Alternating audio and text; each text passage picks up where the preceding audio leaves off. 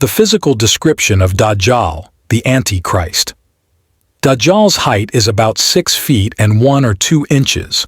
He has a cruel face with dark brown skin. He is clean-shaved and bears a mole on his cheek.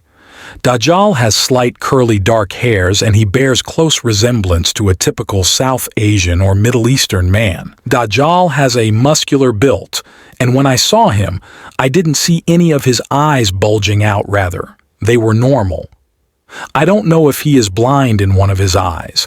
However, he does have the ability to shapeshift. Therefore, he can take on any appearance he desires, and uses this ability to appear in a pleasant form and seduce the masses. When Dajjal walks, he strides with a lot of pride, and it feels like no one can approach or stand in front of him. Even those who may seem to have unshakable resolve will fall victim to his deception.